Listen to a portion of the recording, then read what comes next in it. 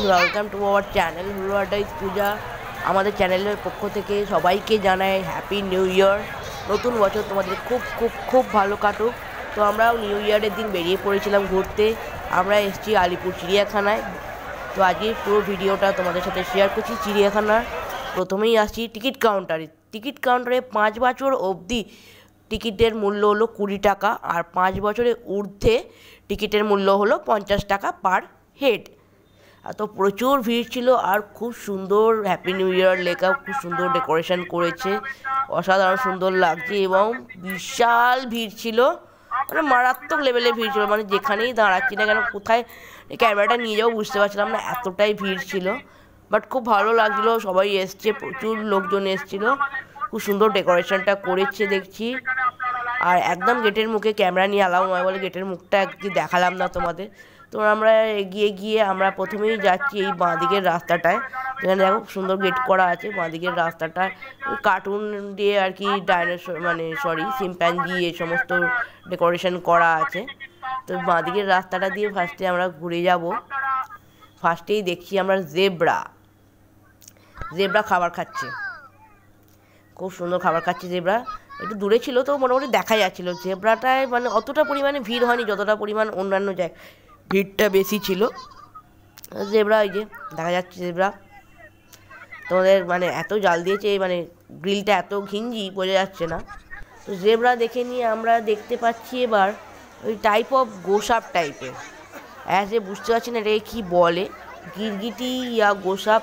একটা বড় ওই খয়েরি রঙের ছিল, আর একটা সিমেন্টের গায়েতে আছে, ওটা একটু সরু, আর খয়েরি রঙেরটা একটু বড়। যতটা সম্ভব পেয়েছি ক্যাপচার করার চেষ্টা করছি। অ্যাকচুয়ালি প্রচুর ধাক্কা মারছে, এতটাই ভিড় দেখতেই পাচ্ছ। আমি আঙুল দিয়ে তোমাদের দেখানোর চেষ্টা করছি।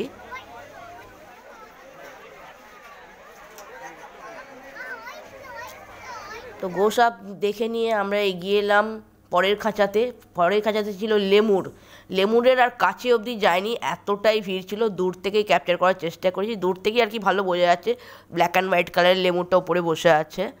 হ্যাঁ, তো তারপর চলে গেলাম আমরা ভল্লুক দেখতে। ভল্লুক একটা ছিল, ভল্লুক দুটো ছিল, হ্যাঁ ছোটো ছোটো দুটো ভল্লুক ছিল। তার মধ্যে একটা ভল্লুক ঘুমোচ্ছিল, আর একটা ভল্লুক এই যে বসে আছে, বসে একটা কি গাছের গুঁড়ি দিয়ে খেলছে, সরু গাছের গুঁড়ি নিয়ে আর কি। এবার তারপর চলে এসেছি অস্ট্রিচের কাছে। উট পাখি, দুখানা উট পাখি ছিল, আর একদম সামনেই ছিল। উট পাখিগুলো জেনারেলি প্রত্যেকবারই দেখি বেশ সামনে থাকে। তো তারপরে আমরা চলে এসেছি ডটেড ডিয়ার। অনেক হরিণ ছিল, আর সবাই খুব ছবি তুলছিল। প্রচুর হরিণ, প্রচুর ছোট বড় সাইজের বিভিন্ন হরিণ ছিল ভর্তি, সব খাবার খাচ্ছিল, খাবার দিয়েছিল, খাবার খাচ্ছিল। আর এইখানে এই যে ক্যাঙ্গারু বাবাজি দাঁড়িয়েছিল। আমি ভিড় ঠেলে এগোতে যাবো কি, তার মধ্যেই ও শুয়ে পড়লো।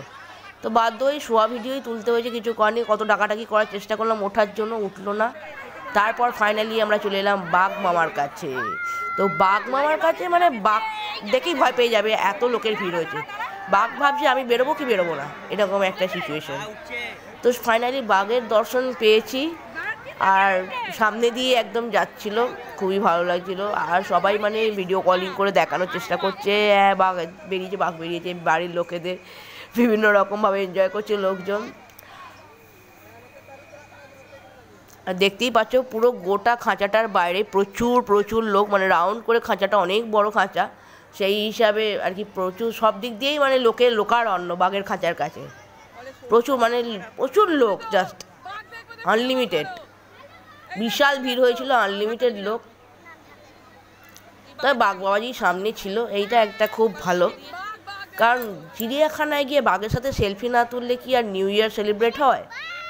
তো সেই হিসাবে বাঘের সাথে সেলফি তোলা হয়েছে অনেকেরই, আমার নয়, আমি এমনি ক্যামেরায় তুলেছি, আর সেলফি তোলা এতে যায়নি আর কি, পাটে যায়নি। তো বাঘ মামা দিব্যি ঘুরে বেড়াচ্ছে, সেটা সবাই এনজয় করছে। তো ওটা ছিল ভাঙা বাড়ির বাঘ, আর এটা হলো খাঁচার ভিতরের বাঘ। খাঁচার ভিতরের বাঘটাকেও খুব ভিড় ছিল, মানে বাঘের প্রত্যেকটা খাঁচার কাছেই খুব ভিড়, এই বাঘের কাছেও খুব ভিড়। আমি তো যাইনি, দেবেশ কোনো রকমে গিয়ে বলে ঠিক আছে আমি একটু দেখিয়ে নিয়ে আসছি দর্শকদের জন্য, তোমাদের জন্য। ঠেলে ঠুলে ঢুকে কোনো রকমে একটু দেখালো তোমাদেরকে। এবং অনেক জিনিসই আমরা দেখতে পাই, যেমন হলো রাইনো মানে গন্ডার, হাতি, জলহস্তি, এগুলো দেখতে পাইনি। মানে কোন দিকে এত ভিড়, রাস্তা কোন দিকে বুঝতে পারছিলাম না।